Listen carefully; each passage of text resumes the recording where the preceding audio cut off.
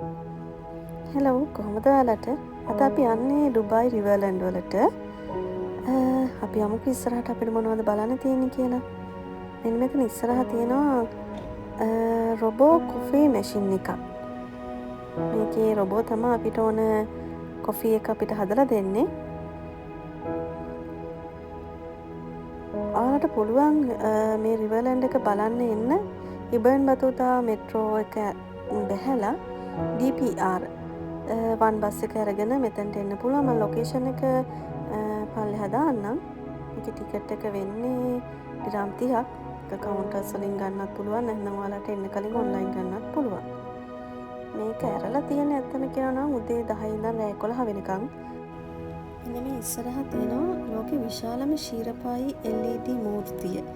ඒක ඇත්තටම ගිනස් ලෝක වාර්තාවක් තියලා තියෙන උරුමයක්. මේ ඔට්ටුව මීටර් 7ක් විතර උස්සයි. හවසට තමයි මේ ලයිට් වලින් දාලා මෙයාව සරසලා තියෙන්නේ. දහස් ගාණක් ලයිට් වලින් හදලා තියෙනවා.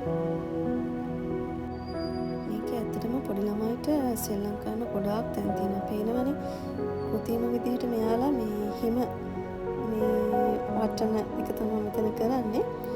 පොඩි ළමයි හරිම ආසාවෙන් මෙතනට ඇත්තටම එනවා. ළමයිට ගොඩාක් මේ තැන් තියෙනවා. ඒ වගේම මේකේ තියෙනවා ලෙගෝලෑන්ඩ් වෝටර් පාක් එක, නියෝන් ගැලැක්සි එක, රියල් මැඩ්‍රිඩ් වර්ල්ඩ් එක, මොෂන් ගේට් එක. මේ හැම එකකින්ම ඔයාලට ටිකට් බුක් කරලා ඒකේ තියෙන ඇක්ටිවිටීස් වලට යන්න පුළුවන්. මේක තමයි රියල් මැඩ්‍රිඩ් වර්ල්ඩ් එකේ ඔෆිෂියල් ඇත්තම කියන රිටේල් ෂොප් එක. ඒ වගේම තමයි මේක තමයි ඔෆිෂියල් තීම් පාක් එක ලෝකෙ දැනට තියෙන රියල් මැඩ්‍රිඩ් ලගේ. ඔයත් රියල් මැඩ්‍රිඩ් ලගේ ෆෑන් කෙනෙක් නම් මෙතෙන්ට ඇවිල්ලා shopping කරන්න පුළුවන්. මේ තියෙන්නේ රාජ් මහල් තියටර් එක. මේ තියෙන එක ඇතුළ මේක ඇත්තටම ගහලා තිබුණා වීඩියෝ කරන්න තහනම් කියලා. ඒ නිසා අපි චූටි කැලක් වලට පෙන්නනවා.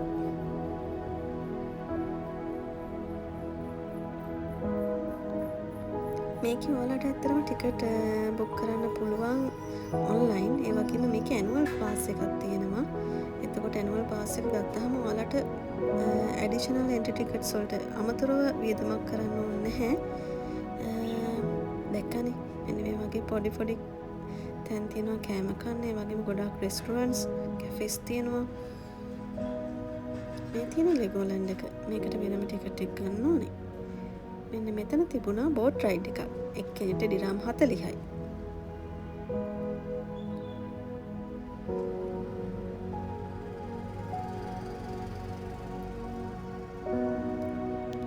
ඇතින් පේන්නේ අර මං කලින් පෙන්නපු ඔටුවමයි. අපි යන් එහෙනම් ප්‍රංශ ගම්මානේ බලන්න. ෆ්‍රෙන්ච් විලේජ් එක බලන්න. ඒක ඇත්තටම යුරෝපියන් ස්ටයිල් එකට තමයි හදලා තියෙන්නේ. ඒකේ අමුතුම මේ ලස්සනක් තියෙන්නේ. ඇත්තම කියනනම් හැමෝම කියන්නේ පුංචි යුරෝපේ. ඩුබායි වල තියෙන පුංචි යුරෝපය කියලා තමයි කියන්නේ. ප්‍රංශ ගම්මානයක්. ප්‍රංශ ගම්මානේ තියෙන්නේ මොනවද කොහොමද යාලගේ ගෙවල් හදලා තියෙන්නේ. ඒ වගේම ලස්සන ෆොටෝස් ගන්න තැන් තියෙනවා. නම් කොහොම ඉස්සරහට බලාගෙන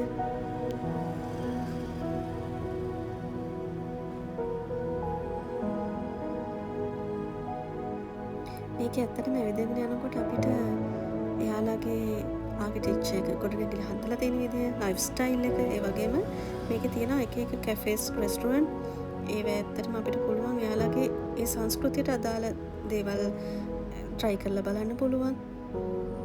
මේ ප්‍රංශ ගම්මානේ ඒ එයාලගේ ආකිටෙක්චර් එක විදිහටම හදලා තියෙන්නේ. හරිම ලස්සනයි. ඒ vibe එක හරිම ඒ ආකාරයටම ලස්සනට තියෙනවා. මේ දිගේ ඇවිදන් යනකොට ඇත්තටම අපි ඩුබායි වලද ඉන්නේ කියලා හැඟෙන තරමට මෙයාලා ඒක නිර්මාණය කරලා තියෙනවා.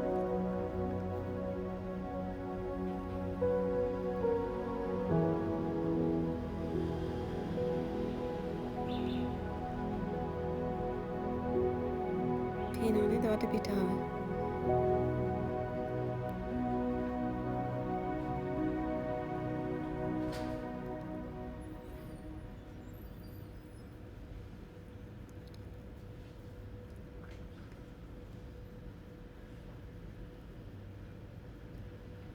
මේක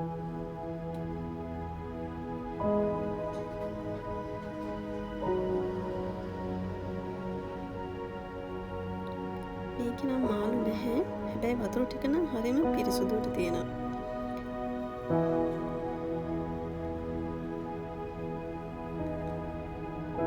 මේ වටේටම තියෙන්නේ ප්‍රංශ ගම්මානේ ගෙවල්, ඒ වගේම රෙස්ටොරන්ට්, ඒ දේවල් තමයි තියෙන්නේ.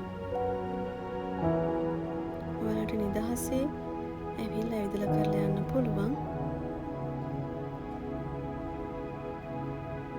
ගොඩාක් රෙස්ටොරන්ට් තියෙනවා, කැෆේස් තියෙනවා. ඒ වගේම හරි අමුතුම ෆීලින් එකක් තියෙන්නේ. ඇත්තටම කියනවා නම් මේක දිගේ ඇවිදගෙන යනකොට හොඳම කාලේ මේ සීතල කාලේ. ඒ වගේම මේ තැනින් තැන මේ වගේ මැප් තියෙනවා. ඔයාලට බලාගෙන යන්න කරන්න පුළුවන්.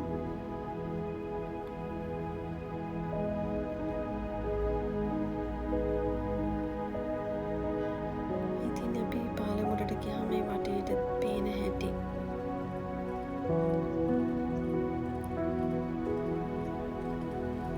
අපි ඉස්සරහට මෙන්න මෙතන තියෙන්නේ පීසා කඩයක්.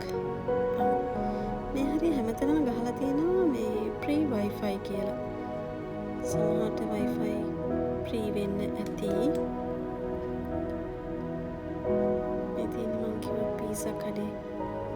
යුරෝපියන් ස්ටයිල් එකට පීසා කන්න එන්න මෙතනට.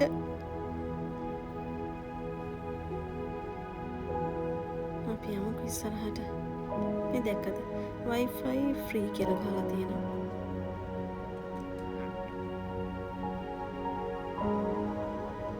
මම ආසම මේ ගොඩනැගිලි හදලා තියෙන විදිහට.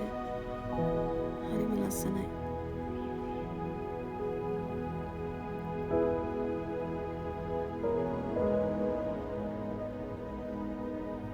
මෙන්න මේ ඉස්සරහ තියෙනවා ගහක්. ඒ ගහේ නම මම ඇත්තටම දන්නේ නැහැ. මල් නම් හරිම සුවඳයි. ඇත්තටම මේ සුවඳ ගොඩාක් දුරට එනවා. මට නිකන් මේ සුවඳ නිකන් සමම් පිච්චයි මොනවද මේ සේපාලිකයි එහි අතර යන මාරම සුවඳක්.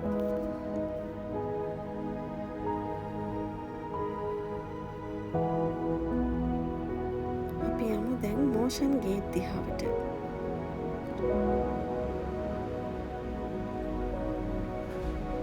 මෙන්න මෙතන පාලමුඩ තාම වටේම බලන්න පුළුවන්. අපි ආවේ මේ ක්‍රිස්මස් කාලේ. ඒ නිසා මෙහි තියෙන හැම ඩෙකරේෂන් එකක්ම ඒ නත්තල් වලට ගැලපෙන විදිහට තමයි ඩෙකරේට් කරලා තිබුණේ. පේනවද නේද මේ වටේටම පේනවා මේ බ්‍රිජ් එක උඩ ඉඳලා. ගොඩාක් අය මෙන්න මෙතන ෆොටෝස් ගන්නවා දැක්කම මම.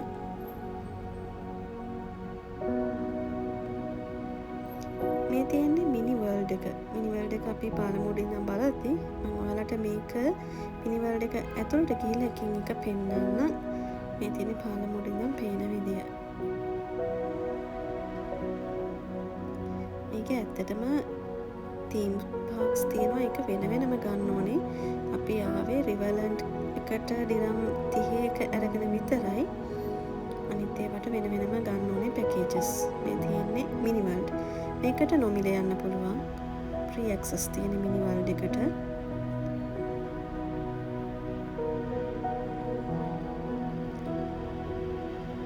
මේ තියෙන මේවා තමයි. මේ හැම එකම මම ඔයාලට නම් යටින් දාලා ඇති. ඔයාලට බලන්න පුළුවන්.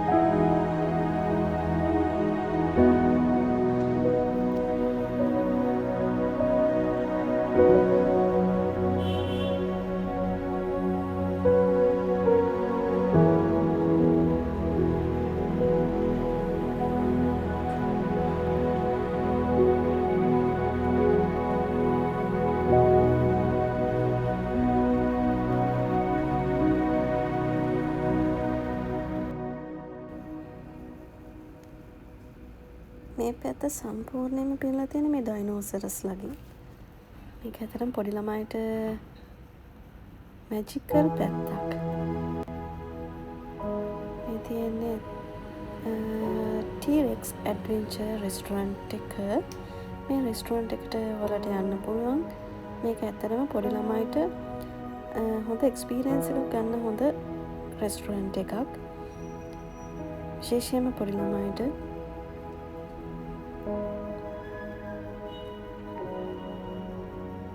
මේ තියෙන T-Rex Adventure Cafe. මෙන්න මෙතන මේ ඩයිනෝසර්ස්ලා අපි පොඩි සද්දයක් කළාම එයාලගේ ඔළුව ඇඟ හොලවනවා. මම දැක්කා මේ පොඩි ළමයෙක් මෙතන පොඩ්ඩක් කෑග ගහ ඉන්නවා. මෙන්න ඒ නිසා තමයි මෙයාලා මේ ඔළුව වනවන ඉන්නේ.